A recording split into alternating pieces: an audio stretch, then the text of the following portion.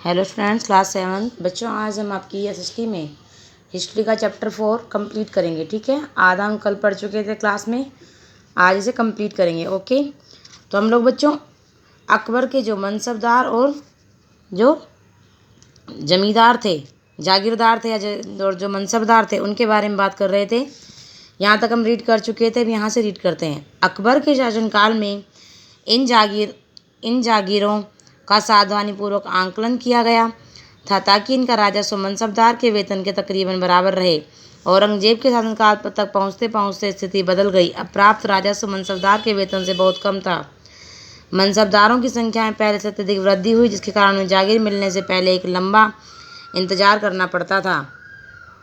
इन सभी कारणों से जागीरों की संख्या में कमी हो गई। फलस्वरूप कई भी जागीरदार जागीर रहने पर यह कोशिश करते रहते थे कि वे जितना राजस्व वसूल कर सकें कर लें। अपने शासनकाल के अंतिम वर्षों में औरंगजेब इन परिवर्तनों पर नियंत्रण नहीं रख पाया। इस कारण किसानों को अत्यधिक मुसीबतों का सामना करना पड़ा। ठीक है, अब नेक्स्ट टॉपिक है इसमें आपका जब्त और जमींदार। मुगलों की आमदनी का प्रमुख साधन किसानों की उपज से मिलने वाले राजस्व था। अधिकतर स्थानों पर किसान ग्रामीण कुलीनों यानी कि मुखिया या स्थानीय सरदारों के माध्यम से राजस्व देते थे। समस्त मध्यस्थों के लिए, चाहे वे स्थानीय ग्राम के मुखिया हों या फिर शक्तिशाली सरदार हों, मुगल एक ही शब्द जमींदार का प्रयोग करते थे। अकबर के राजस्व मंत्री टोडरमल ने 10 साल की काल अवधि के लिए कृषि की पैदावार, कीमतों और कृषि भूमि का सावधानीपूर्वक सर्वेक्षण किया। इन आंकड़ों के आधार पर प्रत्येक फसल पर नकद के रूप में कर या राजस्व निश्चित कर दिया गया। प्रत्येक सूबे को राजस्व मंडलों में बांटा गया और प्रत्येक की हर फसल के लिए राजस्व दर की अलग सूची बनाई गई। राजस्व प्राप्त करने की इस व्यवस्था को जब्त कहा जाता था। क्या कहा जाता था? जब्त।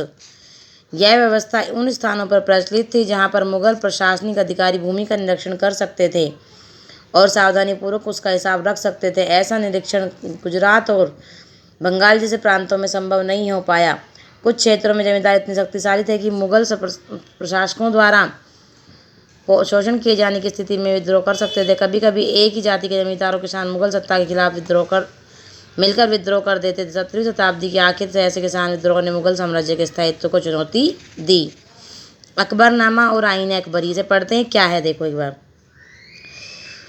अबुल फजल से अकबरनामा लेते हुए अकबर, अकबरनामा जो है वो अबुल फजल एक लेखक है, उसने लिखा था और वो अकबर के बारे में उसमें लिखा गया था। अकबर ने अपने करीबी मित्र दरबारी अबुल फजल को आदेश दिया कि वह उसके शासनकाल का इतिहास लिखे। अबुल फजल ने यह इतिहास 3 जिल्दों में लिखा और इसका शीर्षक है अकबरनामा। पहली जिल्द में अकबर के पूर्वजों का बयान है और दूसरी अकबर के शासनकाल की घटना का विवरण है। तीसरी जिल्द आईन अकबरी है। इसमें अकबर के प्रशासन, घराने, सेना, राजस्व और साम्राज्य के भूगोल का ब्यौरा मिलता है। इसमें समकालीन भारत के लोगों की परंपराओं और संस्कृतियों का विस्तृत वर्णन है। आईन अकबरी का सबसे रोचक आयाम है विविध प्रकार की चीज़ों, फसलों, पैदावार, कीमतों, मजदूरी और राजस्व का सांख्यिकीय विवरण। नेक्स्ट टॉपिक है इसमें आपका अकबर की नीतियाँ, नज़दीक से एक नज़र। प्रशासन के मुख्य अभिलक्षण अकबर ने निर्धारित किए थे और उसका विस्तृत वर्णन अब्दुल फजल की अकबरनामा विशेषकर आईन अकबरी में मिलता है। अबुल फजल के अनुसार साम्राज्य कई प्रांतों में बटा हुआ, जिन्हें सूबा कहा जाता था। सूबे के प्रशासक सूबेदार कहलाते थे, जो राजनीति तथा सैनिक दोनों प्रकार कार्यों का निर्वाह करते थे। प्रत्येक प्रांत में एक वित्तीय अधिकारी भी होता जो दीवान कहलाता था। कानून व्यवस्था बनाए रखने के लिए सूबेदार को अन्य अफसरों का सहयोग प्राप्त था, जैसे कि बख्शी या सैनिक वेतनाधिकारी, सदर, धार्मिक और धर्मार्थ किए जाने वाले कार्य का मंत्री, फौजदार, सेनानायक और कोतवाल यानी नगर का पुलिस अधिकारी। जहांगीर के दरबार पर नूरजहां का प्रभाव। मेहरुनिस्सा ने 1611 में जहांगीर से विवाह किया और उसे नूरजहां किताब मिला। नूरजहां हमेशा जहांगीर के प्रति अत्यधिक वफादार रही और उसको समय समय पर सहयोग देती रही। नूरजहां के सम्मान में जहांगीर ने चांदी के सिक्के जारी किए। यहाँ से बच्चों क्वेश्चन बनेगा कि नूरजहां के सम्मान में जहांगीर ने किसके सिक्के जारी किए या जहांगीर ने चांदी के सिक्के किसके सम्मान में जारी किए। आंसर क्या होगा? नूरजहां। ठीक है, जिनमें एक और उसके स्वयं के खिताब उत्कीर्ण थे, दूसरी ओर वाक्य रानी बेगम नूरजहां के नाम से गढ़ा हुआ। बाईं ओर दिया गया दस्तावेज नूरजहां द्वारा जारी किया गया आदेश फरमान है। चौकोर मोहर बताती है उद्दात और महान महारानी नूरजहां बादशाह बेगम का आदेश। गोल मोहर के अनुसार शाह जहांगीर के प्रताप से महारानी चंद्रमा जैसी वैभवशाली बन गई। हम कामना करते हैं कि नूरजहां बादशाह इस युग की सर्वोत्तम महिला बने। अकबर के अभिजात बड़ी सेनाओं का संचालन करते थे और बड़ी मात्रा में राजस्व खर्च कर सकते थे। जब तक वे वफादार रहे, साम्राज्य का कार्य सफलतापूर्वक चलता रहा।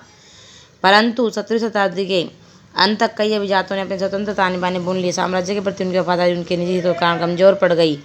1570 में अकबर जब फतेहपुर सीकरी में था तो उसने उलेमा, ब्राह्मणों, जेसुइट पादरियों, जो रोमन कैथोलिक थे, और दुष्ट धर्म के अनुयायियों के साथ धर्म के मामले पर चर्चा शुरू की। ये चर्चाएं इबादत खाना में हुई।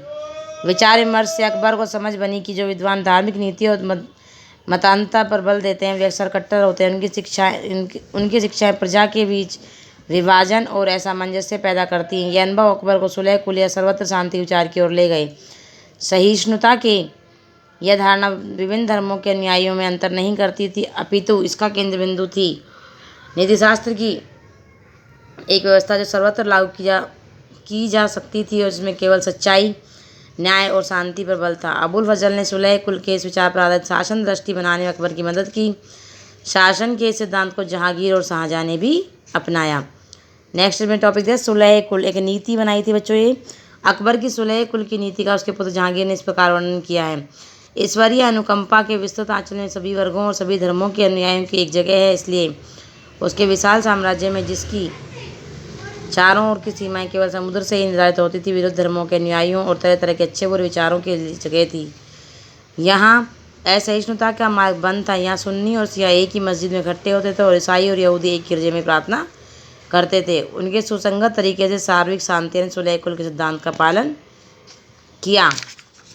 नेक्स्ट में आपका टॉपिक है 17वीं शताब्दी में और उसके पश्चात मुगल साम्राज्य। मुगल साम्राज्य को की प्रशासनिक और सैनिक कुशलता के फलस्वरूप आर्थिक और वाणिज्यिक समृद्धि में वृद्धि हुई। विदेशी यात्रियों से वैसा धनी देश बताया जैसा कि किसी कहानियों में वर्णित होता रहा है, परंतु यही यात्री इसकी प्रचुरता के साथ मिलने वाली दरिद्रता को देखकर विस्मित रह गए। सामाजिक असमानताएं साफ दिखाई पड़ती थी। शाहजहां के शासनकाल के 20वें वर्ष के दस्तावेजों में पता चलता है कि ऐसे मनसबदार जिनको उच्चतम पद प्राप्त था कुल 8000 में से 445 ही थे। कुल मनसबदारों की एक छोटी संख्या 5.6% को इस साम्राज्य के अनुमानित राजस्व का 1.5% स्वयं उनके सेवारों के वेतन के रूप में दिया जाता था। मुगल सम्राट और उनके मनसबदारों अपनी आय का बहुत बड़ा भाग वेतन और वस्तुओं पर लगा देते थे। इस खर्चे से शिल्पकारों और किसानों को लाभ होता, चूंकि वे वस्तुओं और फसल की पूर्ति करते थे, परंतु राजस्व का भार इतना था कि प्राथमिक उत्पादकों, किसान और शिल्पकारों के पास निवेश के लिए बहुत कम धन बचता था। इसमें से जो बहुत गरीब थे मुश्किल से ही पेट भर पाते थे। वे उत्पादन शक्ति बढ़ाने के लिए अतिरिक्त संसाधनों में, औजारों और वस्तुओं में निवेश करने की बात सोच भी नहीं सकते थे। ऐसी अर्थव्यवस्था में ज़्यादा धनी किसान, शिल्पकारों के समूह, व्यापारी और महाजन ज़्यादा लाभ उठाते थे। मुगलों के कुलीन वर्ग के हाथों में बहुत धन और संसाधन थे, जिनके कारण 7वीं सदी के अंतिम वर्षों में अत्यधिक शक्तिशाली हो गए। जैसे जैसे मुगल सम्राट की सत्ता पतन की ओर बढ़ती है, वैसे विभिन्न क्षेत्रों में सम्राट के सेवक स्वयं ही सत्ता के शक्तिशाली केंद्र बनने लगे। इनमें से कुछ ने नए वंश स्थापित किए और हैदराबाद एवं जैसे प्रांतों में अपना नियंत्रण जमाया। यद्यपि वे दिल्ली के मुगल सम्राट को स्वामी के रूप में मान्यता देते रहे, तथापि 18वीं शताब्दी तक साम्राज्य के कई प्रांत अपनी स्वतंत्र राजनीतिक पहचान बना चुके थे। इसके बारे में 10वें अध्याय में विस्तार से पढ़ेंगे। बच्चों यहाँ पे नेक्स्ट आपका टॉपिक है इसमें राजा और रानियाँ। 16वीं सदी में मुगलों के लगभग समकालीन संसार के विभिन्न भागों में भी कई महान राजा रानियाँ, जिनमें ऑटोमन तुर्की का सुल्तान सुलेमान शामिल हैं। उसके राज में ऑटोमन राज्य का विस्तार यूरोप की ओर हुआ। उसने हंगरी को अपने राज्य के साथ मिला लिया और ऑस्ट्रिया को घेर लिया। उसकी फौजों ने बगदाद और इराक भी हथिया लिया। मोरक्को तो उत्तरी अफ्रीका का बहुत बड़ा हिस्सा ऑटोमन सत्ता को मानना था। सुलेमान ने ऑटोमन नौसेना का पुनर्गठन किया। पूर्वी भूमध्य सागर के इलाकों पर इस नौसेना के प्रभुत्व की वजह से स्पेन के साथ उसकी प्रतिस्पर्धा हुई। अरब सागर में इस नौसेना ने पुर्तगालियों को चुनौती दी। सम्राट को अल कानूनी विधि निर्माता का खिताब दिया गया, क्योंकि उसके शासनकाल में बड़ी संख्या में नियम कानून बनाए गए थे। इन नियमों का लक्ष्य यह था कि बढ़ते साम्राज्य के विभिन्न क्षेत्रों को ध्यान में रखते प्रशासन तरीकों का मानकीकरण हो, ताकि किसानों को बेगार और भारी करों से बचाया जा सके। आगे चलकर 17वीं शताब्दी में ऑटोमन क्षेत्र में जब सार्वजनिक व्यवस्था का पतन हुआ तो सुलेमान कानूनी के काल को आदर्श शासनकाल के रूप में याद किया जाने लगा। ठीक है बच्चों, आपको चैप्टर खुद से रीड करना है, उसके बाद मैं आपको से क्वेश्चन आंसर सेंड करूँगी, आपको अपनी कॉपी में करने और लर्न करने हैं। ओके बच्चों, आज के लिए इतना ही। थैंक यू बच्चों।